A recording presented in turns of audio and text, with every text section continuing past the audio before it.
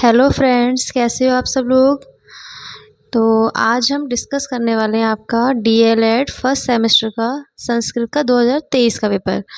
2021, 22, 2020 ये सारे पेपर मैं आपके सॉल्व करवा चुकी हूँ। आप चैनल पे जाके देख सकते हैं, सारी वीडियोस क्या है चैनल पे आपकी पड़ी हुई हैं, ठीक है। तो आज हम डिस्कस करेंगे संस्कृत का पेपर 2023 का, ठीक है। तो देखिए, पहला क्वेश्चन शुरू करते हैं। पहला क्वेश्चन है हमारा, ज्ञा संयुक्त रूप है। तो देखिए, ज्ञा जो संयुक्त रूप है, ज्ञा क्या है, संयुक्त व्यंजन होते हैं, ठीक है। चार संयुक्त व्यंजन कितने होते हैं आपके, चार होते हैं, ठीक है। चार आपके संयुक्त व्यंजन होते हैं, कौन से, छा, त्रा, ज्ञा और श्रा। तो जो आपका छा है वो का प्लस शा से मिलके बनता है, और आपका त्रा ता प्लस रा से मिलके बनता है, श्रा आपका शा प्लस रा से मिलके बनता है। ऐसे ही आपका जो ज्ञा है वो जा प्लस या से मिलके बनता है, ठीक है।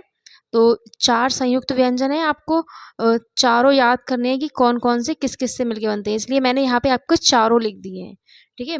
नेक्स्ट क्वेश्चन है हमारा, प्रियंगु शब्द बोधक है। मतलब प्रियंगु शब्द को हिंदी में हम क्या बोलते हैं। तो देखिए, प्रियंगु शब्द माने क्या होता है, बाजरा, ठीक है। जो बाजरा है उसको हम संस्कृत में क्या बोलते हैं, प्रियंगु, ठीक है। ऐसे ही मैंने और लिख दिए हैं आपके, चने को बोलते हैं चड़का, चावल को बोलते हैं आपका तंडुला, तिल को बोलते हैं तिला। ऐसे ही आपका सरसों को बोलते हैं सर्षपा, और गोधूम, गोधूम मीन्स होता है आपका गेहूं, ठीक है। और कलाई मीन्स होता है आपका मटर, ठीक है।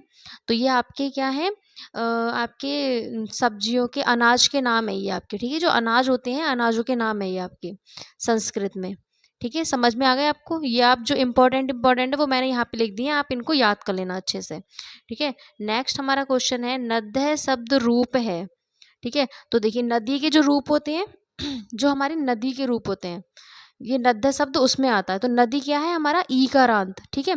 तो जो ईकारांत वाले रूप हैं, आप नदी के ईकारांत में आपको याद करने होंगे, ठीक है। तो नदी के जो रूप में नद्य आता है वो चतुर्थी विभक्ति एक वचन का शब्द है, ठीक है। किसका शब्द है, चतुर्थी विभक्ति एक वचन का, ठीक है। नदी के आपको रूप याद करने होंगे, तभी आप ये बता सकते हैं कि ये चतुर्थी विभक्ति एक वचन में आता है, ठीक है। नेक्स्ट हमारा क्वेश्चन है, पठामी धातु रूप है। अब देखिए, जो पठामी है वो किस धातु का रूप है। तो देखिए, पठामी किस में आता है, पठामी पठ धातु में आता है, पठमीस होता है पढ़ना, ठीक है। कौन सी धातु में आता है, आपके पठ धातु में आता है, और पठमीस होता है पढ़ना। और पठ के जो रूप होते हैं वे कैसे चलते हैं, पठती, पठता, पठंती, पठसी, पठता, पठत, पठामी, पठामी, पठावा, पठामा। तो पठामी किस में आ रहा है, पठ धातु में आ रहा है। तो पठामी धातु रूप है किसका, पठ धातु का, ठीक है। ऐसे ही हमारा नेक्स्ट क्वेश्चन है, अशुद्ध वाक्य है। तो देखिए, हमें इसमें से अशुद्ध वाक्य छांटना है। अहम पठामी, ठीक है, मैं पढ़ता हूँ, ठीक है, ठीक है। मोहना गच्छति, मोहन जाता है, ये भी ठीक है। महम फलम आनाय, ठीक है। ये देखिए, ये हमारा क्या है, ये वाला जो वाक्य है वो अशुद्ध है। मम सह रामेशा गच्छति, ठीक है, मैं रमेश के साथ जाता हूँ। सह का मतलब होता है साथ, ठीक है। तो मैं रमेश के साथ जाता हूँ। तो यहाँ पे आपका जो अशुद्ध वाक्य हो जाएगा वो कौन सा हो जाएगा, महाम फलम आने, ठीक है। समझ में आ गया आपको कौन सा आपका अशुद्ध है वाक्य। देखते हैं नेक्स्ट क्वेश्चन क्या है आपका। नेक्स्ट है हमारा अति लघु उत्तरीय प्रश्न, ठीक है। तो देखिए, इसमें कौन सा है हमारा, अधोलिखित का संस्कृत लिखिए। मतलब नीचे दिए गए जो शब्द हैं उनकी हमें संस्कृत लिखनी है। तो देखिए, सरसों, सरसों को क्या कहते हैं, सर्षपा। मैंने अभी आपको बताया था, अनाजों के जब नाम बताए थे, तो सरसों मीन्स क्या होता है, सरसों को आपका संस्कृत में कहते हैं सर्षपा। शरीफा को कहते हैं सीताफलम, कटहल को कहते हैं पंसम, पीपल को कहते हैं अश्वत्था। अब देखिए, कटहल को आप पंसम भी बोलते हैं, कहीं कहीं पे आपका पेनसम भी लिखा है, ठीक है, पेनसम भी लिखा हुआ है। तो आपको उसमें कंफ्यूज नहीं होना है, ये दोनों ही होते हैं, ठीक है। तो आप इनको याद कर लीजिएगा, सरसों, सर्षपा, शरीफा, सीताफलम, कटहल, पंसम, पीपल, अश्वत्था, ठीक है। नेक्स्ट क्वेश्चन देखते हैं। नेक्स्ट क्वेश्चन है हमारा, निम्न का हिंदी में नाम लिखिए। तो यहाँ पे देखिए, आपको संस्कृत में नाम दिए गए हैं, आपको बताना है कि उसको हिंदी में क्या कहते हैं। तो प्लक्षा, प्लक्षा मीन्स क्या होता है आपका, बट वृक्ष या गूलर, ठीक है, ये होता है। नेक्स्ट है आपका पलाशा, पलाशा मीन्स होता है आपका ढाक, ढाक का आपका वृक्ष होता है, ढाक बोलते हैं उसको, ठीक है। नेक्स्ट आपका क्वेश्चन है तुम्बी, तुम्बी को बोलते हैं लौकी। अमृत फलम मीन्स होता है नाशपाती, ठीक है। समझ में आ गया ये आपको कि आपसे संस्कृत में भी नाम पूछ सकता है और हिंदी में भी नाम पूछ सकता है। तो आपको जो नाम है वो याद होना चाहिए। देखिए, अनाजों के नाम, पशुओं के नाम, पक्षियों के नाम, ठीक है, ये सारे क्या हैं, आप अच्छे से याद कर लीजिए। कम से कम आपको 5-5 तो सब में याद होना चाहिए अच्छे से, ठीक है। अब देखिए नेक्स्ट क्वेश्चन देखते हैं हम क्या है। नेक्स्ट क्वेश्चन है हमारा, किन्हीं दो पशुओं के नाम संस्कृत में लिखिए। किन्हीं दो पशुओं के नाम लिखना है। तो मैंने आपके यहाँ पे जो इजी इजी हैं वो बहुत सारे लिख दिए हैं, आप इनको याद कर लेना, ठीक है। शशकहा, शशकहा मीन्स होता है खरगोश। गजा, गजा मीन्स होता है हाथी। सिंघा, सिंघा मीन्स होता है शेर आपका। श्वान मीन्स होता है कुत्ता। चूहे को बोलते हैं आपका मूषकहा, और चुईया को मूषिका बोलते हैं, ठीक है। और अजा को बोलते हैं बकरी। और यहाँ पे अगर आपका विसर्ग लग जाएगी अजा, तो वहां पे हो जाएगा आपका बकरा, ठीक है। समझ में आ गया ये क्वेश्चन आपको, ठीक है। अब नेक्स्ट क्वेश्चन देखते हैं। नेक्स्ट क्वेश्चन है हमारा, हित मनोहरी चा दुर्लभ वाचा सूक्ति का हिंदी में अर्थ लिखिए, ठीक है। अब देखिए आपको हिंदी में अर्थ बताना है इसका कि हिंदी में क्या अर्थ होता है। तो देखिए यहाँ पे देखिए, तो देखते हैं हम इसमें हिंदी में हमारा अर्थ क्या होता है। देखिए इसमें हितम मनोहारी, ठीक है, मतलब हित में जो हमारे मनोहर होता है, हमारे मन को अच्छा लगने वाला होता है। चा दुर्लभा वाचा, वाचा मतलब होता है वचन जो हम कहते हैं, ठीक है। दुर्लभ माने होता है दुर्लभ, ठीक है। तो जो वचन हितकर और मनोहारी होता है वह बहुत ही दुर्लभ होता है, ठीक है। समझ में आ गया आपको इसका अर्थ कि क्या है, जो वचन हितकर और मनोहारी होता है वह बहुत ही दुर्लभ होता है। ये हमारा इस सूक्ति का अर्थ हो गया, ठीक है। समझ में आ गया आपको, ठीक है। देखते हैं अब नेक्स्ट क्वेश्चन क्या है। नेक्स्ट क्वेश्चन है हमारा, विदुषा शब्द की वचन एवं विभक्ति बताइए। अब देखिए यहाँ पे विदुषा शब्द को आपको, विदुषा शब्द के आपको रूप याद होने चाहिए तभी आप बताएंगे। तो विदुषा शब्द किस में आता है, तो तृतीय विभक्ति एक वचन में आता है, ठीक है। नेक्स्ट हमारा क्वेश्चन है, भवत शब्द का पुल्लिंग और स्त्रीलिंग दोनों में प्रथमा विभक्ति के सभी वचनों को लिखना है। तो देखिए प्रथमा विभक्ति में सभी वचन, तो यहाँ पे एक वचन, द्विवचन और बहुवचन, तो यहाँ पे आपको सभी वचनों में लिखना है। तो पुल्लिंग में भवत के जो रूप होंगे वो कैसे चलेंगे, भवान, भवंतो, भवंता, ठीक है। और स्त्रीलिंग में चलेंगे भवती, भवत्यो, भवत्सा, ठीक है। तो ये आपको भव के आपके रूप याद करने होंगे स्त्रीलिंग और पुल्लिंग में, तभी आप लोग ये लिख सकते हैं, ठीक है। नेक्स्ट हमारा क्वेश्चन है, 5 से 15 तक गिनती संस्कृत में लिखो। तो देखिए 5 से लिखनी है, तो 5 को क्या बोलते हैं पंच, 6 को बोलते हैं षष्ठ, 7 को सप्त, 8 को अष्ट, 9 को नव, 10 को दश, और 11 को एकादशा, 12 को द्वादशा, 13 को त्रयोदशा, 14 को चतुर्दश, और 15 को पंचदश, ठीक है। समझ में आ गई। देखो आपको 1 से लेके कम से कम 30 तक, 1 से लेके 30 तक आपको क्या है गिनती याद होनी चाहिए संस्कृत में, क्योंकि 1 से लेके 30 तक आपकी कहीं से भी आ सकती हैं, ठीक है। अब देखिए नेक्स्ट क्वेश्चन देखते हैं। नेक्स्ट क्वेश्चन है हमारा, संस्कृत के माहेश्वर सूत्रों को लिखिए। अब देखिए माहेश्वर सूत्र क्या होते हैं। देखिए महर्षि पाणिनि ने क्या है, आपको महर्षि पाणिनि ने महेश्वर सूत्रों की रचना की थी, ठीक है। उन्होंने, और इस जो महेश्वर सूत्र हैं उनको क्या कहा जाता है, शिव सूत्र भी कहा जाता है। उनको क्या बोला जाता है, शिव सूत्र भी बोला जाता है, क्योंकि महर्षि पाणिनि ने जो बताया था कि जो ये आपके महेश्वर सूत्र हैं इनकी रचना शिव के डमरुओं से निकलने वाली जो ध्वनि होती है उसके आधार पर की गई है। तो इसलिए इन सूत्रों को महेश्वर सूत्र या शिव सूत्र भी बोलते हैं, ठीक है। तो आपके 14 होते हैं जो महेश्वर सूत्र होते हैं आपके, वो कितने होते हैं, 14 होते हैं, ठीक है। तो देखिए कौन कौन से होते हैं। आई उड़, पहला है आपका आई उड़, रिरी लिरिक, ए ओंग, ए औच, हयभ्रट, लड़, यम गणनम, झबय, गढ़ धस, जब गढ़ दश, खफ छठ, थ चट तब, कपय, शशर, हल, ठीक है। ये आपके क्या हो गए, महेश्वर सूत्र हो गए, ठीक है। और देखिए यहाँ पे जो अंतिम वर्ण होता है उसमें क्या होता है, आपके सब में हलंत लगा हुआ होता है, ये आपको ध्यान रखना है, ठीक है। अगर आपसे पूछेगा कि अक प्रत्याहार के वर्ण कौन से होंगे, तो कौन कौन से होंगे, आ, ई, उ और रिरी और लिरी, ठीक है।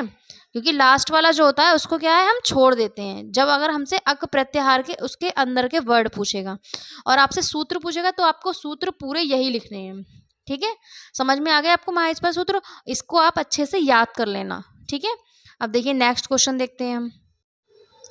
नेक्स्ट हमारा क्वेश्चन है, संस्कृत भाषा के महत्व पर 5 वाक्य संस्कृत में लिखिए।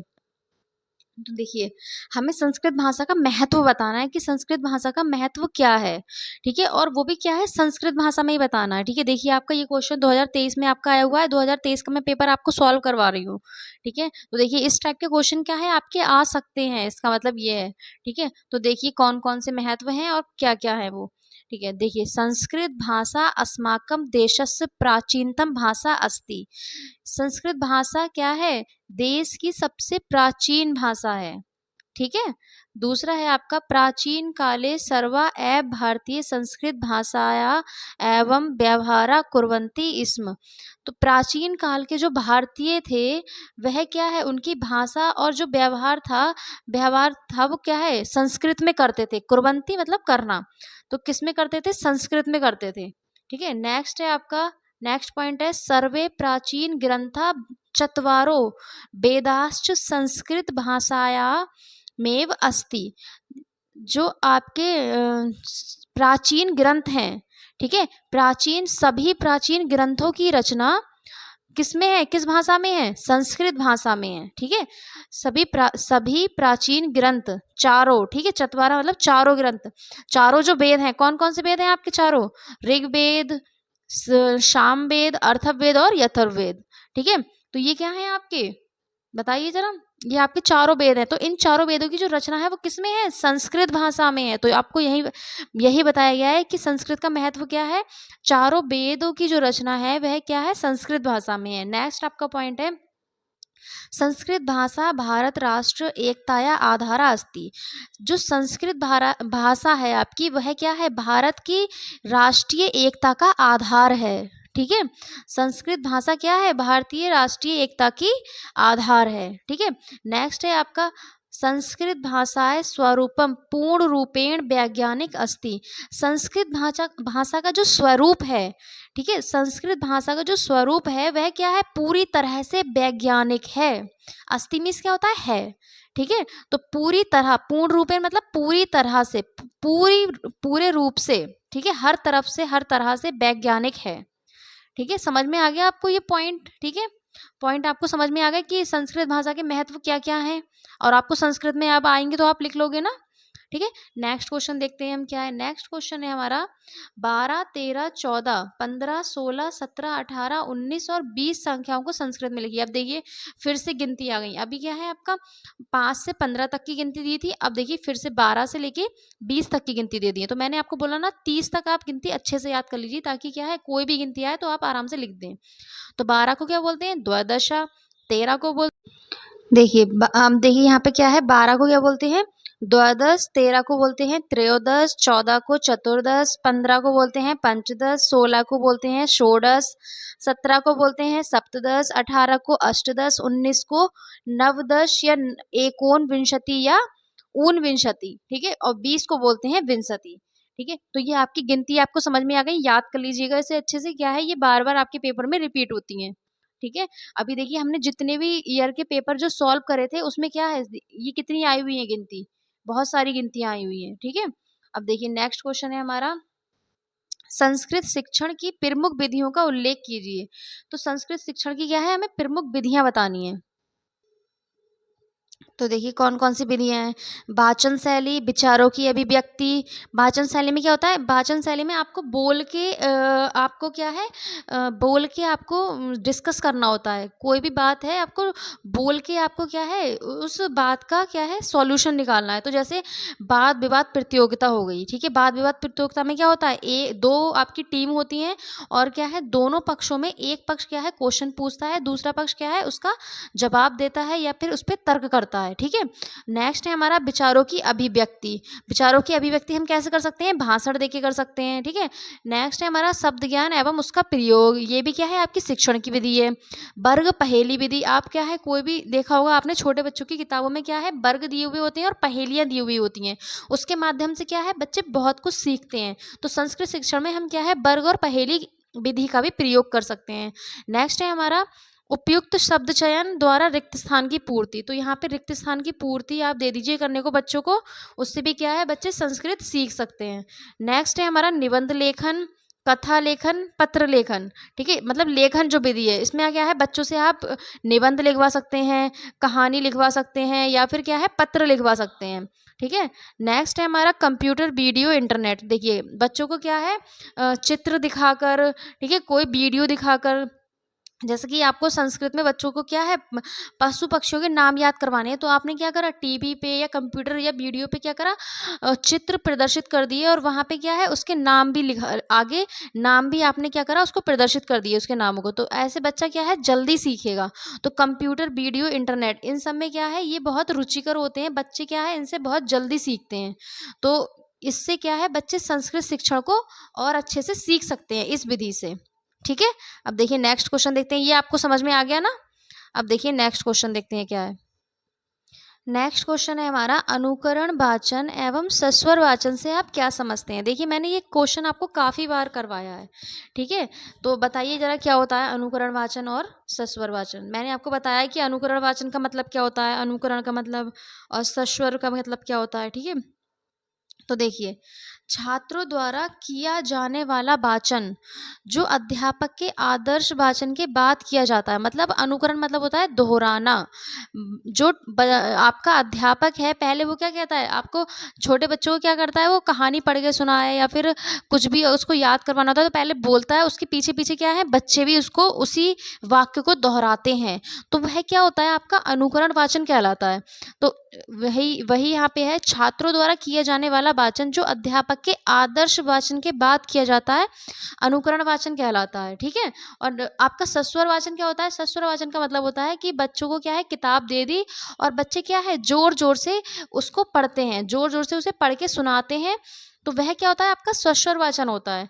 जैसे कि उचित लय के अनुसार सुंदर एवं शुद्ध स्वर के साथ पढ़ा जाता है, सस्वर वाचन कहलाता है। तो समझ में आ गया अनुकरण वाचन और सस्वर वाचन क्या होता है। अनुकरण वाचन मतलब दोहराना, जो बच्चा जो आपका अध्यापक कहेगा बच्चा क्या है उसी को रिपीट करेगा बार बार। और सस्वर वाचन का मतलब है कि जोर जोर से किताब को पढ़ना, सुंदर और उचित लय में शुद्ध स्वर के साथ पढ़ा जाता है क्या, सस्वर वाचन। ठीक है, अब देखिए नेक्स्ट क्वेश्चन क्या है हमारा। नेक्स्ट क्वेश्चन है हमारा संस्कृत में लिंग के भेद को उदाहरण सहित लिखिए।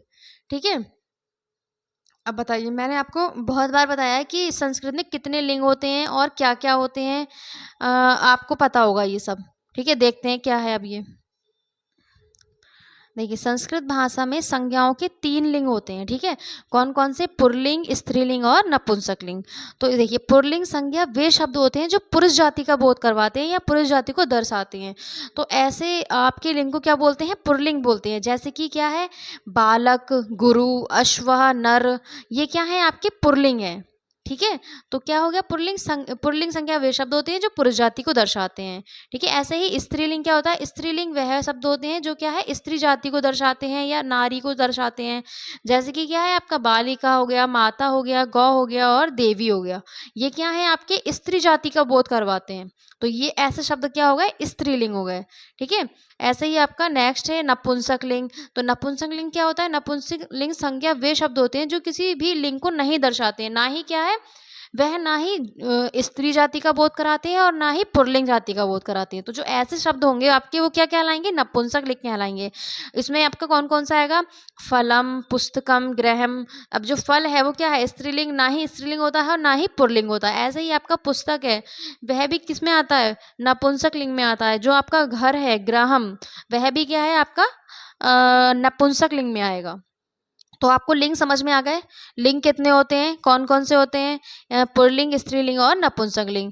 पुल्लिंग कौन से होते हैं, जो पुरुष जाति का बोध कराते हैं, स्त्रीलिंग जो स्त्री जाति का बोध कराते हैं और नपुंसक लिंग जो ना ही स्त्री जाति का बोध कराते हैं और ना ही पुरुष जाति का बोध कराते हैं। ऐसे आपके होते हैं नपुंसक लिंग। ठीक है, अब देखिए नेक्स्ट क्वेश्चन देखते हैं क्या है। नेक्स्ट और इस 2023 के पेपर का लास्ट क्वेश्चन है हमारा, संस्कृत में अनुवाद कीजिए। अब देखिए संस्कृत में अनुवाद करना है हमें। गणेश को लड्डू अच्छे लगते हैं, मतलब वर्तमान काल। ठीक है, तो यहाँ पे क्या है लड्डू अच्छे लगते हैं। तो गणेश, गणेशाय, लड्डू को बोलते हैं मोदकम, अच्छे लगते हैं मतलब अच्छे लगने की होती है रोचक, ठीक है। तो क्या है, वर्तमान काल में चलेंगे तो रोचते, तो गणेशाय मोदकम रोचते। नेक्स्ट है आपका गुरु को नमस्कार। तो देखिए गुरु को, तो गुरु को गुरुवे, गुरु के रूप आपको याद करने होंगे, ठीक है, उकारांत में आते हैं ये आपके, उकारांत में गुरु के रूप में। तो गुरु को नमस्कार, तो यहाँ पे कौन सी विभक्ति लगेगी आपकी, बताइए जरा। द्वितीय विभक्ति, गुरु गुरुवे, ठीक है। तो यहाँ पे गुरुवे आ जाएगा, तो नमस्कार नमः, तो गुरुवे नमः, गुरु को नमस्कार।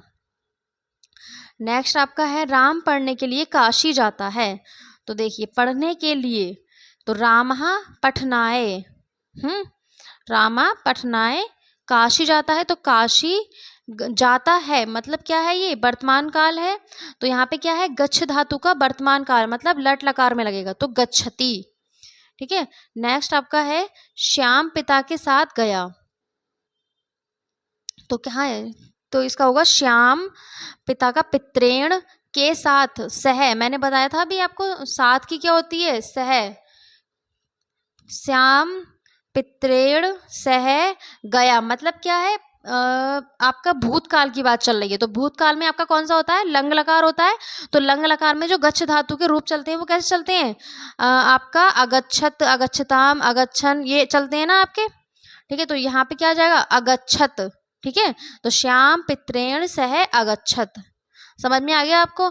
तो ये हो गया आपका संस्कृत का 2023 का पूरा पेपर सॉल्व, ठीक है। मैंने आपके संस्कृत के सारे पेपर सॉल्व करवा दिए हैं। आई होप आप लोगों को समझ में आया होगा, ठीक है। और आप अच्छे से इसका रिवीजन कर लीजिए। क्या है, आपको अब जो 2024 में आपका पेपर है उसमें से आपको काफ़ी क्वेश्चन में हेल्प मिल सकती है प्रीवियस ईयर क्वेश्चन पेपर में से, ठीक है। और इसी के साथ आप लोगों को अगर वीडियो अच्छी लगी हो तो लाइक करो और कमेंट करो, और क्या है, चैनल को सब्सक्राइब कर दो।